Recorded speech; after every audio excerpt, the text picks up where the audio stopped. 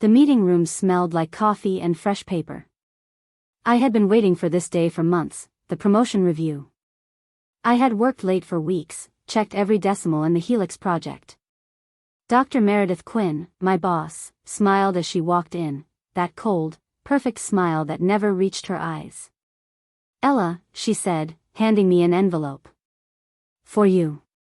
My hands shook as I opened it. "Denied."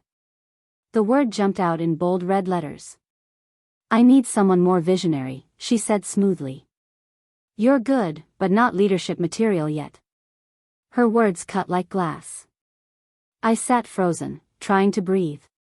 Just yesterday, she'd praised my report as flawless. Something was wrong, very wrong. When I left the room, I passed the main hall screen showing Novagene's latest news. Project Helix exceeds $500 million milestone. My stomach tightened. Those numbers weren't right. It was supposed to be $50 million. I knew because I calculated them myself. I didn't know it yet, but this mistake was the spark that would burn everything down. That night, I couldn't sleep. The promotion letter was on my kitchen table, the red denied staring at me like a threat. I opened my laptop and logged into Novagene's data server. If I was wrong, fine. But if I was right, then someone had changed official records. The numbers for Project Helix were neat, clean, and glowing, too perfect. The summary said $500 million projected return. I scrolled through the data logs until I found the file I had created 3 weeks ago, the original version. $50,437,200.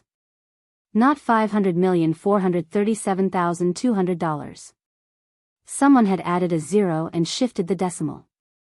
A tiny change that looked innocent, but meant $500 million of fake profit. I checked the metadata logs. It was edited at 2:14 a.m. by M. Quinn. My heart raced. If I reported this, it could ruin me. But if I stayed quiet, it could ruin the company. For the next week, I played my part. I smiled when Meredith walked by. I joined meetings and nodded like everything was fine. But inside, I was building a digital trail, a quiet one. Every file she edited, I backed up.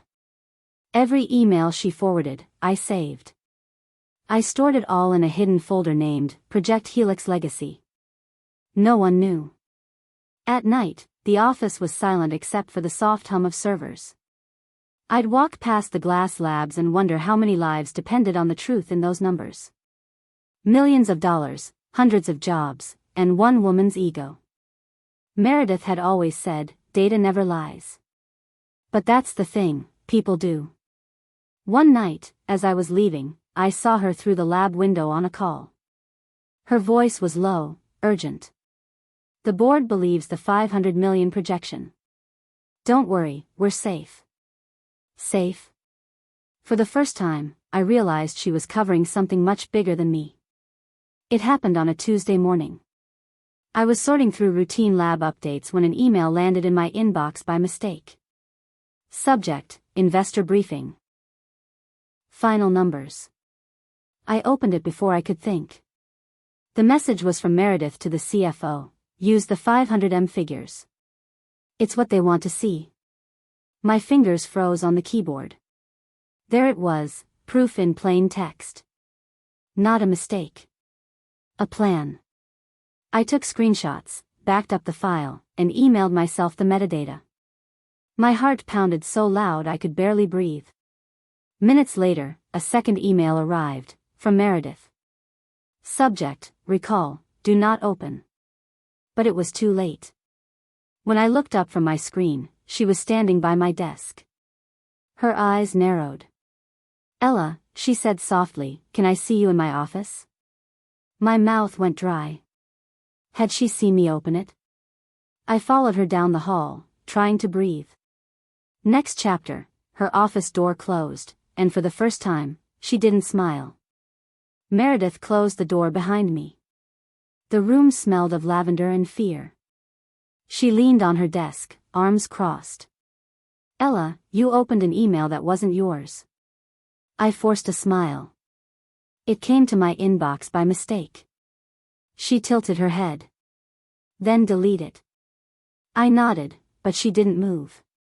You didn't read it, did you? I met her eyes. For a moment, I saw something I had never seen before, fear. I don't read confidential emails, I lied. She watched me for a long time, then smiled that cold smile again. Good.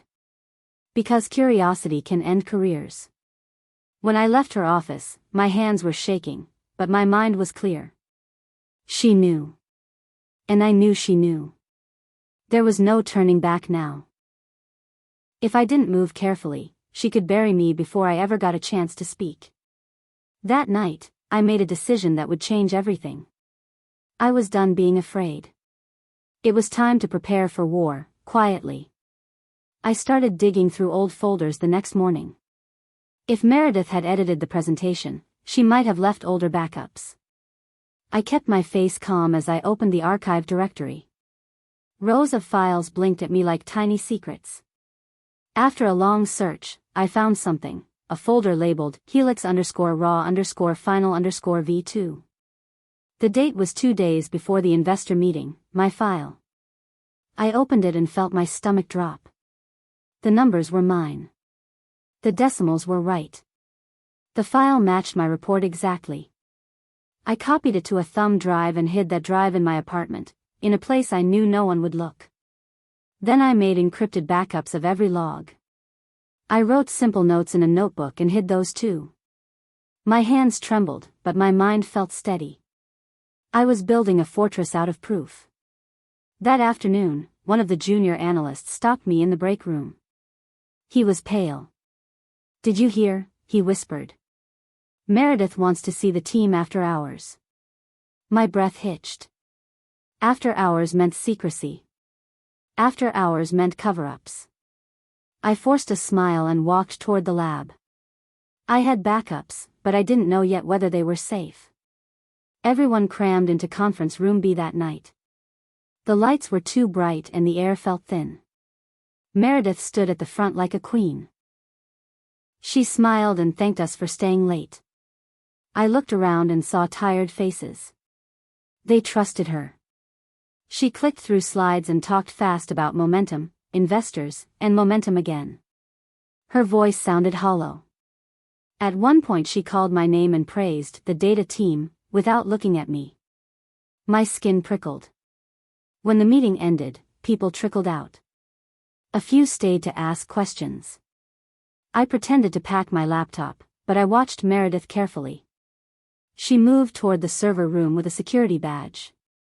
That was odd, only IT and executives usually went in there. I followed at a distance. The hallway echoed with our footsteps. Meredith opened the server room, went inside, and closed the door. For a second I thought about walking away. If she caught me, she would have reasons to fire me and bury everything. Then the door opened and someone slipped out. It was Jonah from IT. He didn't see me. He looked nervous and kept glancing at a small paper he held.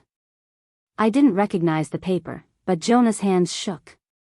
I stayed in the shadows. I needed to know what Jonah had in his hand, and why he looked like he might run. I watched Jonah hurry past the lab doors. He didn't see me and clutched the paper like it was hot. When he sat at his desk, he unfolded it and read fast. His face changed. He deleted a file and then stared at his screen for a long time. During lunch, I walked over and sat near him. "You okay?" I asked. He jumped and looked guilty.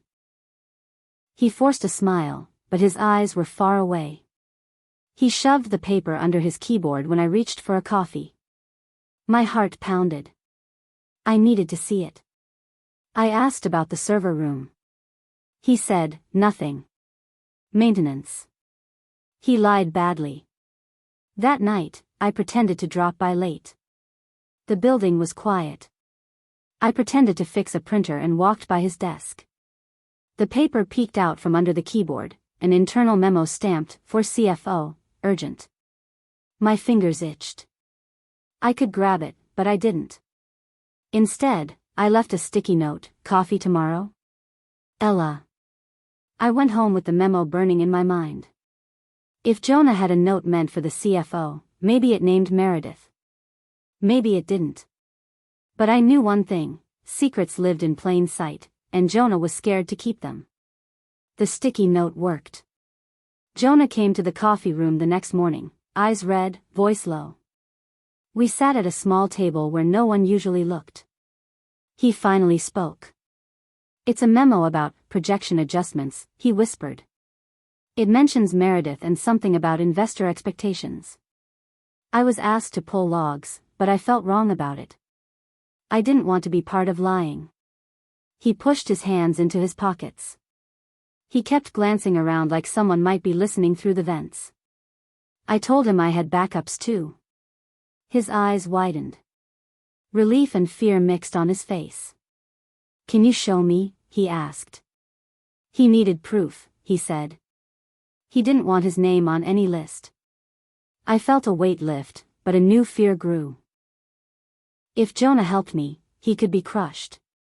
If I helped him, I might get what I wanted. We made a plan. He would copy the memo to a secure folder and hide it where only he and I could find it. I would not push him to do anything dangerous. We promised to be careful. Before we left the break room, Jonah touched my arm. If we're wrong, if this blows up, will you stand with me? He asked. I looked at him and nodded. I had promised myself justice. Now I had an ally who might cost me everything.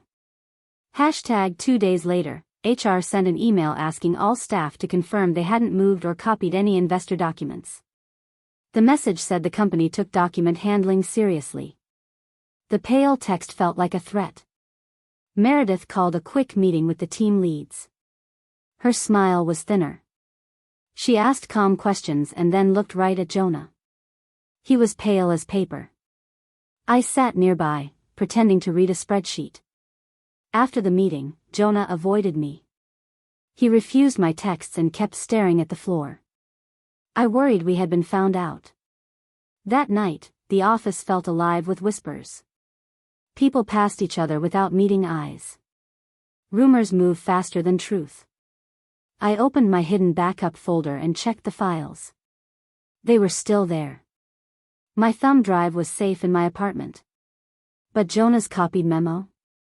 I couldn't find it on the secure folder he said he used.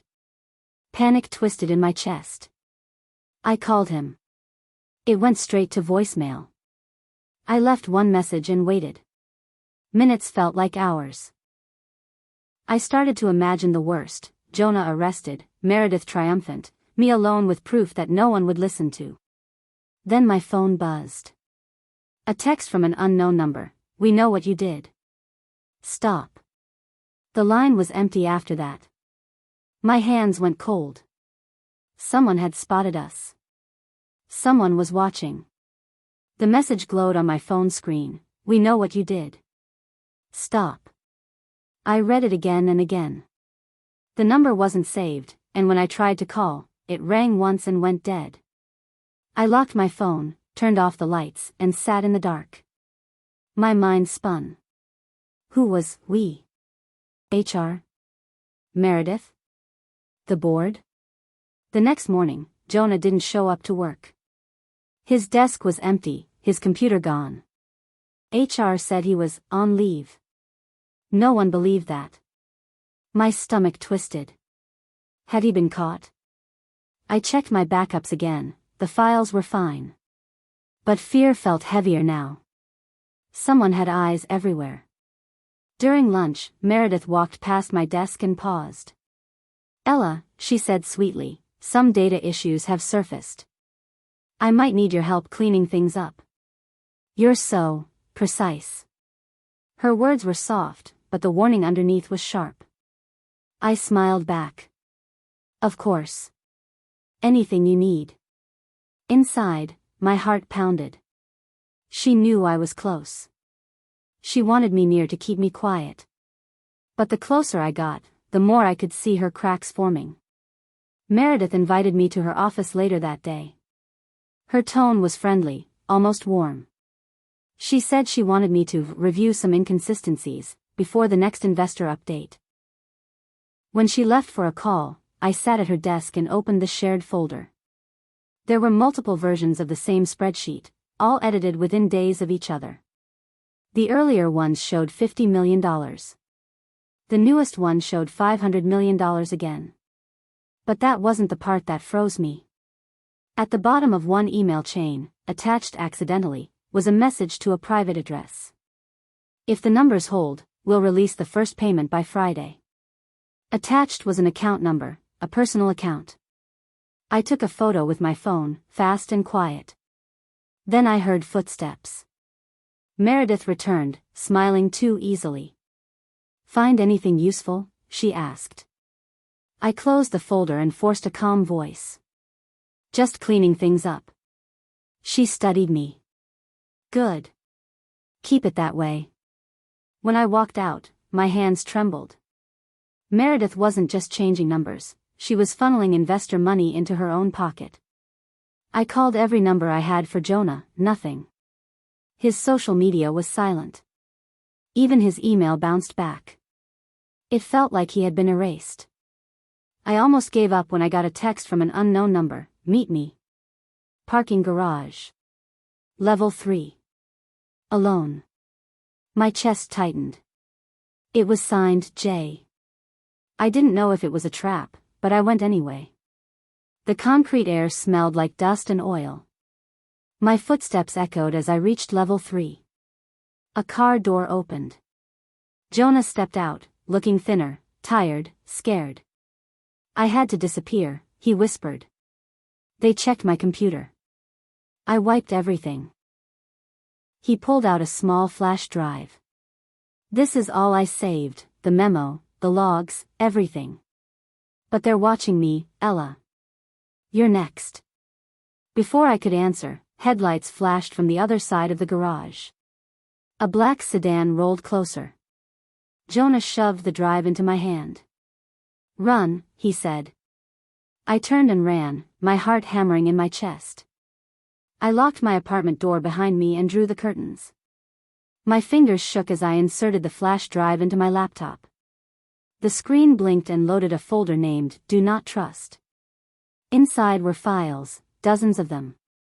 Payment logs, emails, voice memos. One video caught my eye. It was a recording of Meredith in a meeting, talking to someone off-screen. Her voice was calm. "They'll believe the 500. The real data doesn't matter as long as investors are happy. Adjust the documents and send it under my name." I paused the video, feeling sick. This was undeniable proof. But then my laptop pinged. An alert, "Unauthorized access detected." Someone was trying to remote in. My Wi-Fi light flashed. Meredith must have placed a tracker. I yanked the cord out of the wall. The screen went black. My heart was racing. I saved the files to my hidden external drive, packed it in my bag, and left the apartment. The city lights blurred as I drove to a 24-hour print shop. I needed hard copies. Digital proof could vanish, paper couldn't. The print shop's fluorescent lights buzzed above me.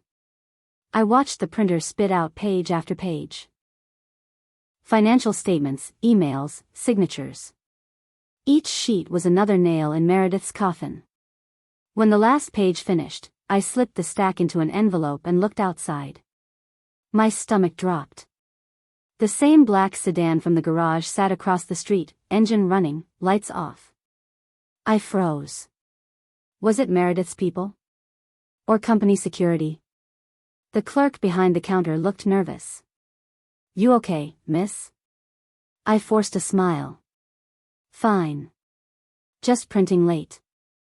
I paid, grabbed the envelope, and walked out calmly, heart pounding. The car's headlights blinked on. I didn't run, I drove away slow, pretending not to notice. But halfway home, the car appeared again in my mirror. Following. Always the same distance. I took a sharp turn into an underground parking lot, killed the lights, and waited. The car passed by, disappearing into the night. My pulse finally slowed. I held the envelope to my chest. I was in too deep now to stop. If Meredith wanted silence, she was going to hear the loudest truth of her life. The next morning, chaos rippled through Novagene. Someone had leaked unverified financial data to a journalist. The email from HR called an emergency staff meeting. I sat quietly as Meredith stormed into the room, her heels striking like hammers. "Someone is spreading misinformation," she snapped. "Anyone caught sharing company data will face legal action." Her voice shook, just slightly. She was scared. I opened my laptop to take notes, pretending to be calm. Then I saw an email in my inbox titled, "We're on your side." It had no sender name, only a line of text, "Keep your evidence safe. The board is watching her." My stomach flipped. Was this real help or another trap? When the meeting ended, Meredith called me over. "Ella, I need your help to find the leak," she said, staring right into my eyes. "You're my most trustworthy analyst." Her words felt like poison dipped in honey. If I said no, I'd look guilty.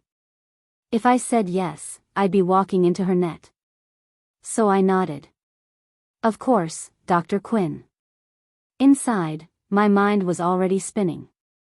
If she wanted a hunter, she was about to hire the fox herself. Meredith gave me full access to internal communications, pretending it was trust. It was surveillance.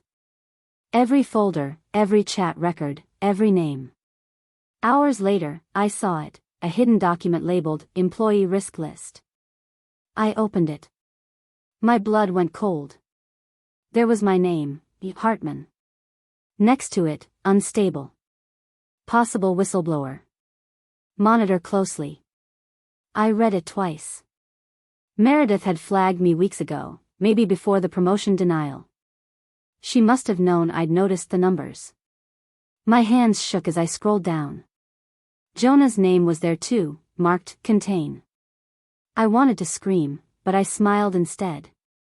Because next to Meredith's name, someone had added one short note in red text, "Pending review, CFO report." Someone higher up had noticed her too. I copied the file to my secure drive, deleted the view history, and leaned back in my chair, heart pounding. She thought she was watching me. But someone else was watching her. That night, I got another anonymous message. "If you want her to fall, don't expose her yet. Wait until the audit." My fingers trembled as I typed back, "Who are you?" The reply came seconds later. Someone who lost their career to her. The stranger called themselves Alden. I found no record of that name in the company system. No ID, no payroll, nothing. But when I checked old emails, I found one clue: Dr. Alden Reyes, former research lead, fired 3 years ago after data manipulation. Except I saw the truth. The files from that time matched Meredith's editing pattern. She had blamed him for her own fraud. Alden sent me a voice note that night. His voice was calm, deep, and cold. I tried to expose her once. She buried me with fake reports. "Don't make my mistake. Wait until the board audit. Then deliver everything." My hands tightened around the phone. He wasn't warning me, he was preparing me. He sent one last message: "I'll trigger the audit early. Be ready." The next morning, the company email lit up. Notice: internal audit scheduled for Monday. Meredith's panic showed for the first time. She barked orders, demanded reports, and accused departments of sabotage. No one spoke, but everyone looked scared. As for me, I smiled quietly. Justice was walking right into her lab. And she didn't even know who opened the door. Friday came with tension so thick you could hear it buzz. Meredith ordered everyone to back up their files for the audit. She said she'd personally check each system, starting with mine. I pretended to act surprised. "Of course," I said. But my pulse was racing. My hidden folder, Project Helix Legacy, lived on my system. If she found it, everything would collapse. She hovered behind me as I worked. Her perfume made the air heavy. "Let's see your data folders," she said. I clicked through safe directories, praying she wouldn't notice the decoy folder I created. Her eyes narrowed. "What's that one?" She pointed at it. I opened it. Inside were random spreadsheets and harmless charts. She smiled faintly. "Good girl," she said. But then her gaze drifted toward the external drive plugged in beside my mouse. My throat tightened. She reached for it. "Just a personal backup," I said quickly. She stopped and smirked. "Of course. We all need to protect what matters most." When she left, my knees almost gave out. She had let me keep the drive. Not because she believed me, but because she thought she already controlled me. The audit began under tense silence. Suits from the corporate office filled the conference room. Meredith smiled too much, her lipstick brighter than usual, her hands trembling just slightly. She gave a long presentation about Novagene's growth and transparency. Charts, graphs, numbers, all built on lies. Halfway through, the lead auditor, a quiet woman named Ms. Rowan, interrupted. "Dr. Quinn, these projections seem optimistic. Could you share the original data files?" Meredith hesitated, then clicked through folders. Her voice shook. "Of course. Everything's here." The screen went blank. A system error flashed, "File not found." She frowned. Tried again. The files were gone. Panic flickered across her face. She looked at me sharply. I just looked back, calm. Because I knew what she didn't. Alden had already pulled the real files from the company server overnight, the unedited ones. A mess. Rowan looked confused. "We'll need to investigate this further," she said firmly. "Dr. Quinn, you'll provide all backups within 24 hours. Meredith nodded stiffly, but her eyes never left me. She knew something was wrong. And when she cornered me in the hallway after the meeting, her voice was ice cold. "You think you're clever, don't you?" I smiled faintly. "No, Dr. Quinn. I just think data never lies." That night, I stayed late again. The office was dark except for the soft glow of monitors. I was checking the audit updates when the lights flickered, once, twice, then went out completely. My stomach dropped. I grabbed my flashlight app and stepped into the hallway. From the corner of my eye, I saw a faint blue glow coming from Meredith's office. I crept closer. Through the glass, I saw her sitting there, typing fast. Her face was pale, eyes wild. She was deleting files from the central server, thousands of them. I burst in before I could think. "Dr. Quinn, stop." She looked up, startled. "You don't understand, Ella. If they find those files, we're both finished." "We?" I said. "You mean you." She froze. I held up my phone and showed her the photos, the proof. "I have everything, Meredith. Every number, every message, every account." Her voice cracked. "You'll destroy this company." "No," I said quietly. "You already did." I left her there, staring at the dark screen as the backup alarms began to blare. By morning, Novagene Labs was in chaos. The audit team had discovered massive data discrepancies. The board demanded an emergency hearing. Rumors flew like sparks through dry grass. I kept my head down, answering questions carefully. Meredith didn't show up that day. Her office was locked, her badge disabled. By noon, the story broke. News outlets reported. Whistleblower exposes $500 million fabrication at Novagene Labs. I stared at the headline on my phone, my heart racing. They didn't name me, but everyone knew. My coworkers glanced at me with wide eyes. One by one, people started whispering, "It was her. She saved us." For the first time in months, I breathed. But peace didn't last. The board summoned me that afternoon. They wanted me to testify. To show the proof. To tell the whole story. I walked into the same conference room where Meredith had denied my promotion. The same chairs. The same cold light. Except this time, I wasn't the one being judged.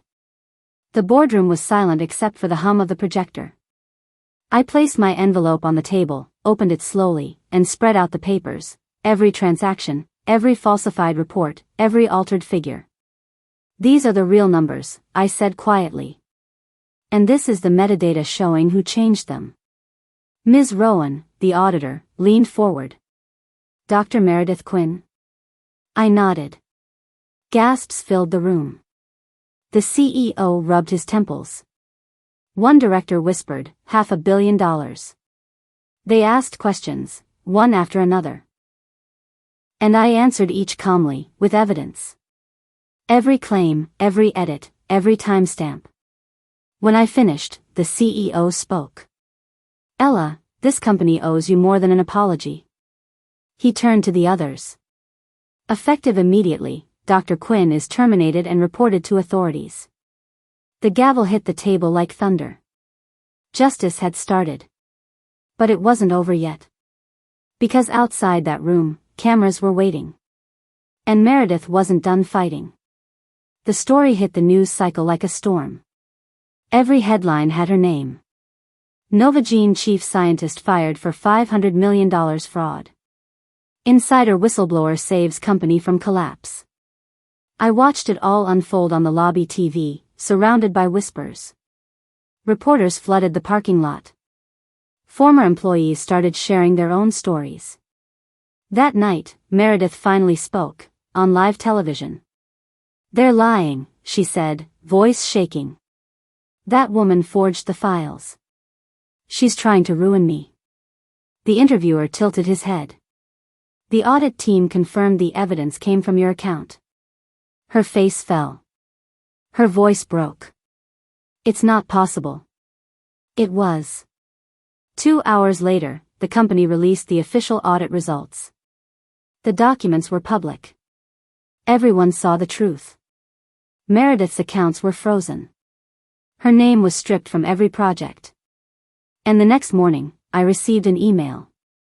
Board decision, Ella Hartman, Chief Scientist of Data Integrity. I read it 3 times before I cried. The office was the same glass walls, same skyline view. But this time, it was mine. Her nameplate was gone. My name shimmered in gold letters, E. Hartman, Chief Scientist of Data Integrity. I stood by the window, looking down at the city. Months of fear, silence, and doubt melted away. People congratulated me all day, but I stayed quiet. Revenge didn't need noise. It just needed truth. Later that week, I got a letter, unmarked envelope, no return address. Inside was a single line written in neat handwriting. You did what I couldn't. A.R. Alden. I smiled softly and placed the letter in my drawer. That night, before I left, I turned off the lights and whispered to the empty room.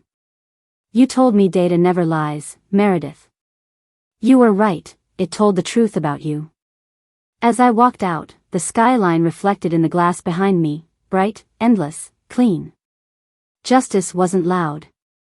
It was quiet, patient, and final.